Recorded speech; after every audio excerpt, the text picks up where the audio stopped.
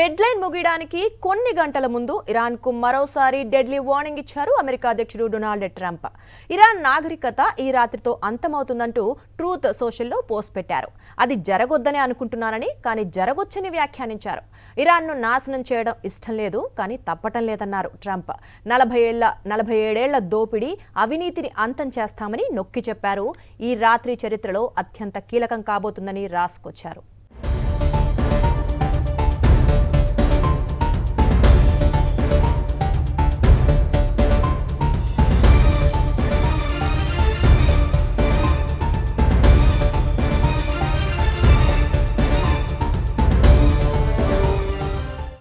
ఇరాన్కు Trump విధించిన dead line America కాలమానం ప్రకారం రాత్రి 8 గంటలతో ముగుస్తుంది. ఈలోగా డీల్ జరగకపోతే ఇరాన్లోని పౌర మౌలిక సదుపాయాలను దాడులతో విధ్వంసం సృష్టిస్తామని హెచ్చరించారు. విద్యుత్ ప్లాంట్లు, వంతెనను టార్గెట్ చేస్తామన్నారు. ఈ డెడ్ లైన్ దగ్గర పడుతున్న కొద్దీ ఉత్కంఠ మరింతగా పెరుగుతోంది. ఇప్పుడు ట్రంప్ వార్నింగ్తో ఈ టెన్షన్ మరింత పెరిగింది.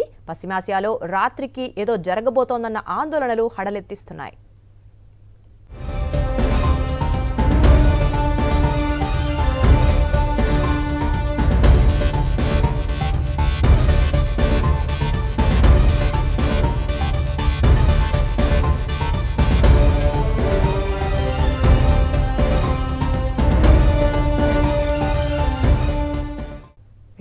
ఇదే విషయానికి సంబంధించి మరిన్ని డీటెయిల్స్ మా కరెస్పాండెంట్ వెంకటేష్ అందిస్తారు ఢిల్లీ నుంచి.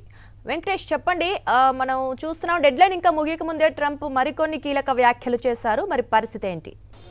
హార్మూజ్ జలసంధిని తెరవకుంటే ఇరాన్ అంతం చేస్తానని ట్రంప్ మరోసారి వార్నింగ్ ఇచ్చారు. ఇరాన్ సివిలైజేషన్ పూర్తిగా తుడిచిపెట్టేస్తానని ఈరోజు ట్రంప్ కొద్దిసేపటి కిందటే గట్టి వార్నింగ్ ఇరాన్కి ఇచ్చారు. ఆయన గత కొన్ని రోజుల నుంచి కూడా ఇరాన్కు పెద్ద ఎత్తున హెచ్చరికలు జారీ చేస్తున్నారు. తాము ఇచ్చినటువంటి షరతులు కనుక లొంగిపోకుంటే డెఫినెట్గా ఇరాన్ ఇక ఉండదు, మ్యాప్లోనే ఉండదు అనేటువంటి ఒక స్పష్టమైనటువంటి హెచ్చరికలు చేస్తున్నటువంటి నేపథ్యంలో తాజాగా మరోసారి సివిలైజేషన్ను లేకుండా చేస్తాం, ఈ భూమిపైన ఇరాన్ నాగరికతనే లేకుండా నేలమట్టం చేస్తామని కొద్దిసేపటి కిందటే ఆయన వార్నింగ్ ఇచ్చారు. సో అయితే అలా చేయాలని తాను అనుకోవడం లేదని కూడా ఆయన చెప్తున్నటువంటి పరిస్థితి. సో మొత్తానికి ఇరాన్ పైన ప్రెషర్ పెంచేటువంటి క్రమంలో భాగంగా డొనాల్డ్ ట్రంప్ తన సహజ సిద్ధ ధోరణిలో ఈ రకమైనటువంటి ప్రకటన చేస్తూ ఇరాన్ పైన తీవ్రమైనటువంటి ఒత్తిడి తీసుకొచ్చేటువంటి ప్రయత్నం చేస్తున్నారు. అందుకంటే ముందు కర్గ్ సంబంధించినటువంటి కర్గ్ ద్వీపం పైన కూడా దాడికి దిగారు.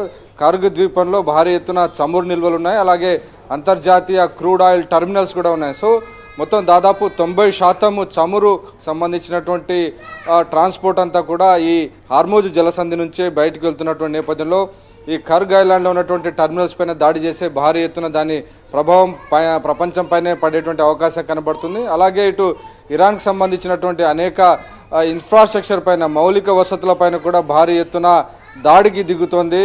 అలాగే అనేక రైల్వే లైన్లను పేల్చివేస్తామని కూడా ఇప్పటికే వార్నింగ్ ఇచ్చింది. అలాగే కొన్ని చోట్ల ఇప్పటికే ఇఫ్సాన్కి సంబంధించి అతి సమీపంలో ఉన్నటువంటి రైల్వే లైన్ పైన దాడికి దిగినటువంటి పరిస్థితి. సో కంప్లీట్గా ఇన్ఫ్రాస్ట్రక్చర్ను, ఇరాన్ ఇన్ఫ్రాస్ట్రక్చర్ పైన గురిపెట్టి భారీ ఎత్తున ఇజ్రాయెల్, అమెరికా దాడికి దిగుతోంది. అలాగే పవర్ సెంటర్లను, పవర్ స్టేషన్స్ అన్నిటిని కూడా ధ్వంసం చేస్తాం, విద్యుత్ కేంద్రాలన్నిటిని కూడా ధ్వంసం చేస్తామని కూడా అమెరికా స్ట్రైన్ వార్నింగ్ ఇచ్చినటువంటి పరిస్థితి. సో ఆ నేపథ్యంలో అనేక ఇరాన్ విద్యుత్ కేంద్రాల చుట్టూ కూడా మానవ హారాలు నిర్మిస్తున్నటువంటి పరిస్థితి మనం చూస్తున్నాం. సో మొత్తానికి ఇప్పటివరకు కేవలం మిలిటరీని మాత్రమే టార్గెట్గా చేసుకున్నటువంటి ఇజ్రాయెల్, అమెరికా ఇప్పుడు తాజాగా సివిలియన్ ఇన్ఫ్రాస్ట్రక్చర్ పైన, మౌలిక వసతుల పైన టార్గెట్ చేస్తూ ఇరాన్ను ఒత్తిడి గురి చేస్తుంది. ఖచ్చితంగా హార్మూజ్ జలసంధి తెరవకుంటే ఇరాన్ను ప్రపంచ పటంలో లేకుండా చేస్తాం, సివిలైజేషన్ను పూర్తిగా తుడిచిపెట్టేస్తామని గట్టి హెచ్చరికలు జారీ చేయడంతో ఒక్కసారిగా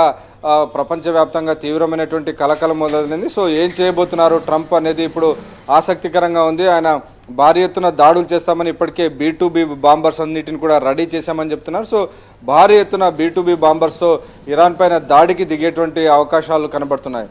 రైట్. అయితే వెంకటేష్, గతంలో కూడా మనం చూసాం ట్రంప్ కొన్ని వ్యాఖ్యలు చేశారు. ఈ వారంలో యుద్ధం ముగుస్తుంది, ఇరాన్ పని అయిపోతుందని కావచ్చు, లేదా హార్మూజ్ జలసంధిని మా సొంతం అవుతుందంటూ. బట్ అదేది జరగలేదు. ఇరాన్ కూడా అంతే సమర్థంగా వాళ్ళకి ధీటుగా జవాబిస్తోంది. ఈ నేపథ్యంలో మరి ఇరాన్ నుంచి ఎటువంటి స్పందన వచ్చే అవకాశం ఉంది?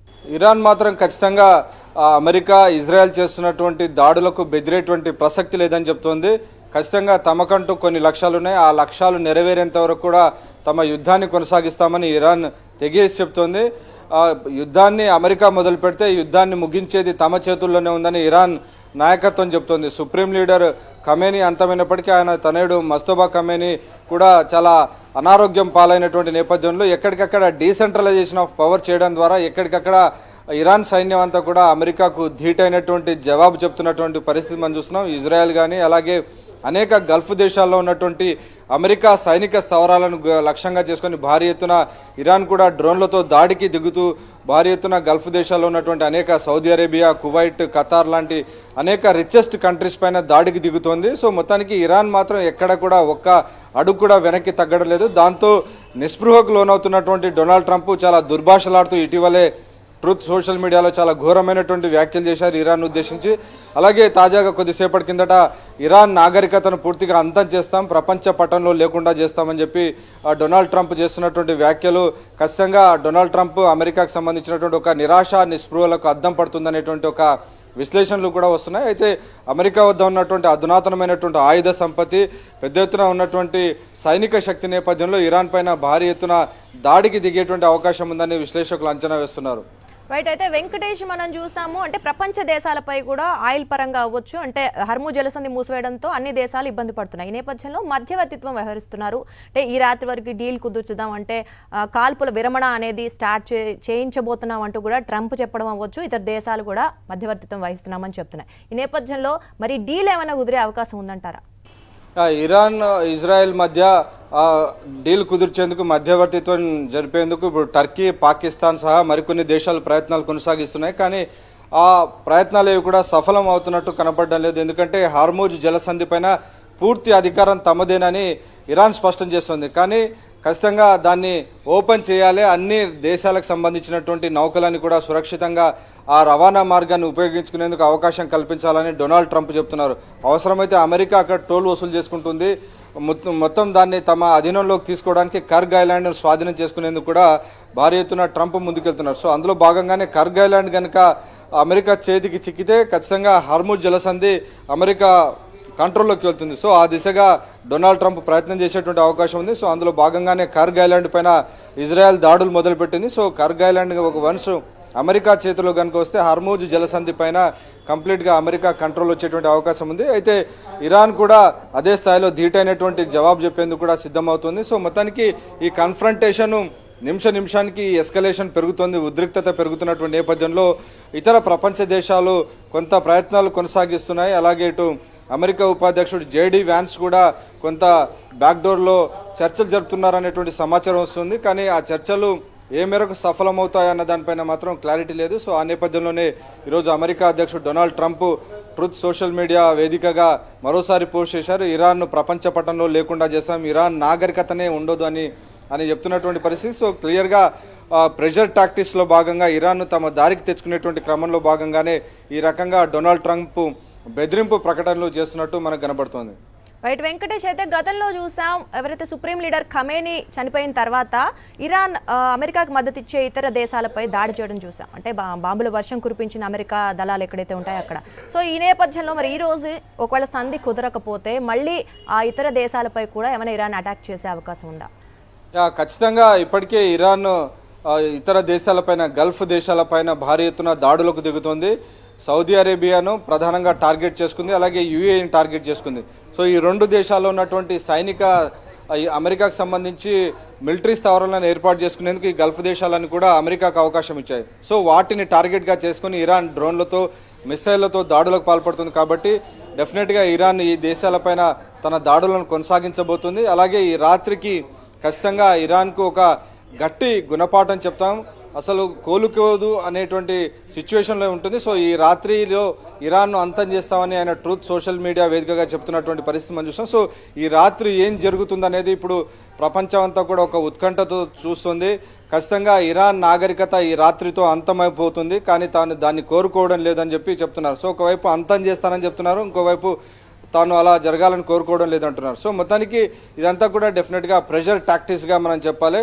ఖచ్చితంగా ఇరాన్ను లొంగ తీసుకునేందుకు, తాము అనుకున్నటువంటి షరతులకు అంగీకరించే విధంగా దాన్ని తమ దారికి తెచ్చుకునేటువంటి క్రమంలో భాగంగా డొనాల్డ్ ట్రంప్ ఈ రకమైనటువంటి ప్రకటనలోకి దిగుతున్నారు. సో ఈ రాత్రి చాలా కాలరాత్రి ఉండబోతోంది. ఖచ్చితంగా ఇరాన్ నాగరికతను అంతం చేస్తాం, ఇరాన్ సివిలైజేషన్ లేకుండా చేస్తామని ఆయన చేస్తున్నటువంటి ప్రకటనలు మాత్రం డెఫినెట్గా ఇరాన్ను ఇరుకునబెట్టేందుకు, ఇరాన్ను తమ దారికి తెచ్చుకునేటువంటి ప్రకటనగానే మనకు కనబడుతుంది.